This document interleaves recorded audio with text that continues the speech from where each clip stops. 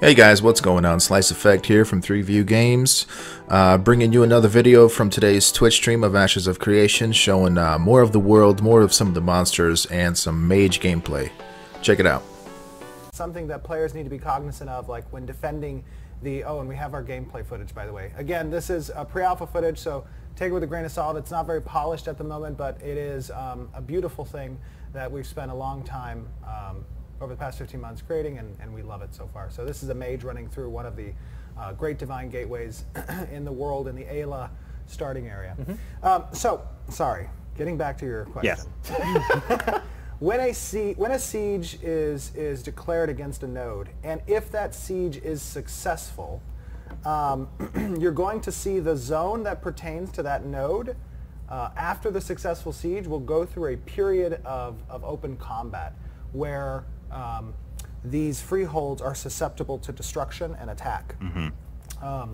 And after that period is complete, which it could last an hour or 2 hours, we haven't determined that yet, but after it is complete, if your freehold still resides within a stage 3 node or above's zone of influence, it will be fine. If it does not, then it will be gone. Okay. The freehold will likely So be even gone. if the city goes down, you actually can defend. You can be out there with a pitchfork defending against, Absolutely. All right. With a hose, just trying to That put is the true, fires out. and there's going to be structures that you can build on your freehold that could assist with that. There could even be guards that you could retain through some type of mechanic or purchase or gold whatever it is, that can be at your freehold in the event that a siege is successful and help defend. And you can have your friends come and help defend. Your guild can come and help defend. It is another point, and those It is people, the last stand, exactly. basically. Yeah. And those people that attacked that node, they may be this roving band of marauders going through the countryside trying to destroy the freeholds that existed here. And they may see yours with a bunch of your friends defending it, and they say, okay, forget that one. We're going to go to the next, whatever the deal may be. But yeah, that's how that's going to work. And it's another thing important to note, that the way housing has worked in other games is it is a lot of resources and a lot of time to build up that housing. Ours is more cognizant of the fact that housing is going to change. It's going to move. It's probably going to get destroyed. It's probably going to get destroyed. So it's not going to be as intensive to get up and running again. It's not going to be onerous. You'll be able to copy your layout. You'll be able to, save your build and stuff like that. So it's not going to be, the end of the world if your homestead or your freehold gets. And one of the other things down. that we're going to test in alpha and beta, which is a potential, is that these certificates of freehold may have on them additional design features, like you built a furnace or you built a smelter, or you built a home, whatever the deal is, and that may get included onto your certificate. And if it gets destroyed and you've already built up those places on the certificate before, and you go to lay it down somewhere else, it'll come pre-built or something along those lines. That's something we can more than likely do something like that. Okay. Now, you mentioned that these freeholds, like you said, with these writs of freehold, the plots of land that you can build anything you want on, in place. Now, how are these going to be set up? Are we going to see something like every free patch of earth taken up by these freeholds, or is it something closer to some other games where there's designated housing zones that's where they can be built? So that's a good question. Obviously, assets within the world carry with them a template that exists their location, basically. And there's going to be pathing routes, and there's going to be dungeons and events, spawn areas, and all that kind of stuff that are going to have kind of blockout areas.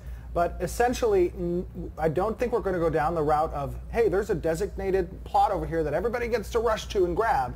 It's going to be more open within the zone of influence around a node, but there's also going to be proximity markers between freeholds, so that you can't stack them necessarily on top of each other and just kind of make this ugly looking countryside thing. We want stuff to look good. Yeah, and we want there to be some space between you and your neighbors a little bit. So it's going to be a more open plot placement design, but maintaining that proximity distance between the templates. And you are going to need a leveled up node in order to place one to begin with. So it's not going to be just everywhere. Yeah, and it's not going to be a land rush. It'll make sense with regard to what the world looks like, kind of. So you'll see civilization with civilization. Yes. Okay. And that actually does follow up here pretty nicely with going into node section again, because I know we go over nodes a lot, but I had some pretty focused questions here. Of course. and you kind of answered that, at least with the player housing side, but when these nodes level up, and who decides the location of these buildings, specifically within the cities themselves? Are they pre-done by like NPCs and stuff like that? But then you also mentioned player-run governments and having the ability to choose specific services. Like how are these things being placed? Are we just going to see willy-nilly cities, or did you hire a city planner? No, so nice. We hired a city planner. Excellent. You're going to see that when nodes develop, they're going to have a base style template that's reflective of a few things. It's going to be reflective of the race that is the primary founders of the node, and that's going to determine like the architecture design and the types of buildings you're going to see. It's going to be determined by the type of node, whether it's a military, divine, economic, or what? Scientific. Scientific, sorry. And those types of factors are going to come into the way that the node is going to appear initially. The player-run government is going to have sectored out zones within the node that are unbuilt and are going to require direction from the mayor and the government to determine what do we build here. Is it going to be an apartment complex? Is it going to be a merchant house? Is it going to be a thieves guild? Is it going to be a marketplace? Is it going to be a barracks? There's a whole bunch of determining factors of what types of buildings are going to get constructed. And then once that is determined, the community is going to have to come together through driving resources through caravans and bringing them into the node and actually constructing that building through questing and stuff like that. Right. Excellent. Right, so it's a little bit of A and a little bit of B, okay. Right? Like there's going to be a lot of stuff provided out of the box, and then there'll be decisions that the government has to make as far as how to kind of specialize their city.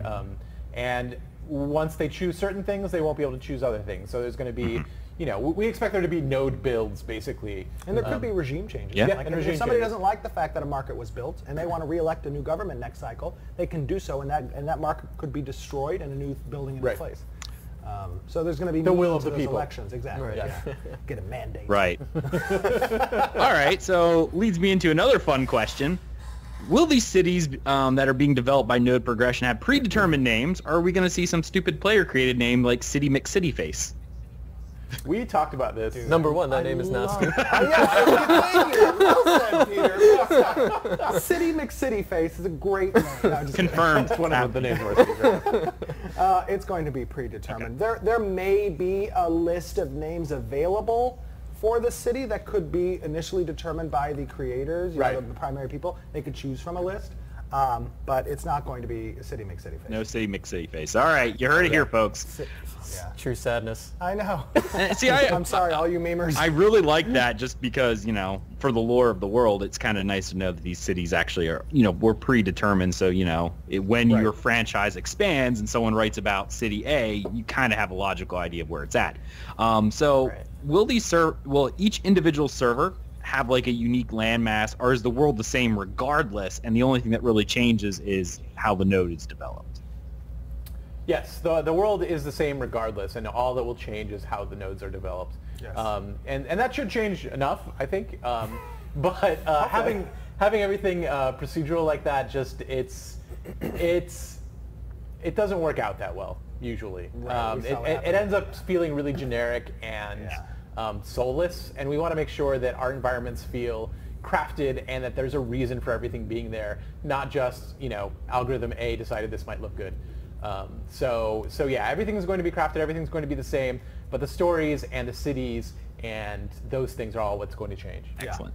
So with the enhanced naval combat and content that you guys are doing, all right, so I had some questions here. A, can ships be destroyed by either enemy players or monsters? Yes. Okay. Will I be able to siege a coastal city by sea? Maybe. It's possible. It's possible. Right. That's like a balance. Potentially possible. Right. Yeah. Okay. It's something that we're still talking about. Now that we know that we're actually going to be doing it, we're going to be fleshing these ideas out a lot further. Yeah. It's something that we talked about. We thought would be really, really cool. But again, we have to really kind of game it out and make sure that it will be cool. And there has to be a give and take there as well. Right. Meaning, like, founding a city along a coastline shouldn't inherently be more risky for the city during the siege. Right. So we're going to have to make sure that those mechanics blend well with each other and balance out. Right. Well, I mean, yeah, there you go. So underwater environments, how are they going to work? How are players going to actually be able to breathe? Because given, like, we don't really know much about the technology of the world here.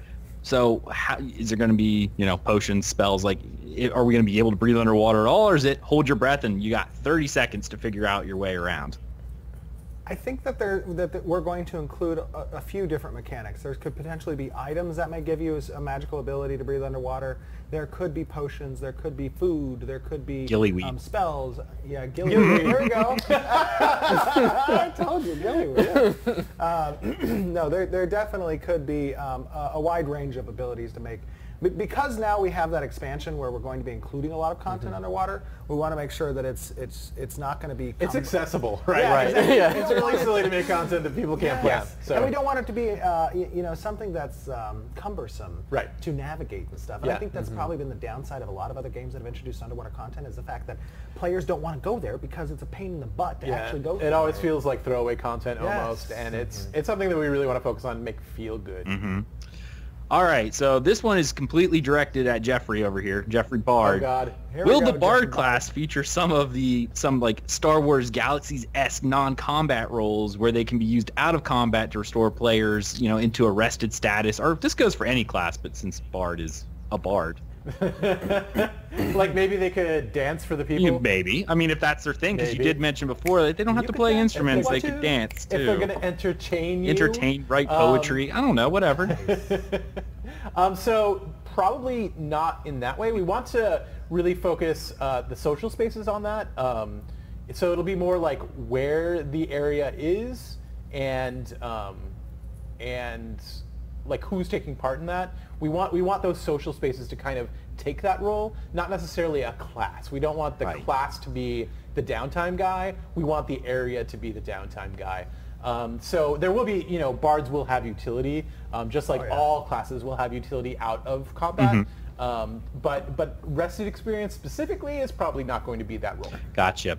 Now we can see from the video that you have here, you have some combat and you are playing a mage, so it kind of fits in. It almost looks like a lot of spells are instants, but are there going to be any spells that require you to remain, stationary while they are being casted, and give, will players have the ability to interrupt the spellcaster? There will be very few that will lock you in place. That's not how we want our combat to roll. I think most people here think it's really boring to stand in place and cast the same spell over and over again. Yeah. But there are going to be a need for that, right? The summoner, when they're summoning their creature, more than likely isn't going to be running around. There will be other abilities that are kind of bigger that make you a bigger target by rooting you. Yeah, again, it's a give and take. But it's a give and take, right? And we don't want the moment to moment to be standing there, but there may be some times where you won't be able to move. But generally, as a rule of thumb, when it comes to combat, even for any class, is going to involve a situational awareness and movement and positioning. Right. Right. And that comes into play when you're talking about instant casts or cast times that require no movement or that kind of stuff. Right. If there is a skill like that, there's a reason for it, and it's a give and take relationship. We want you to take the time to make sure, I'm actually in a good place where I can cast this spell, and it's really powerful, but I can't use it that often because people can get me while I'm in it. So it's going to depend on the ability.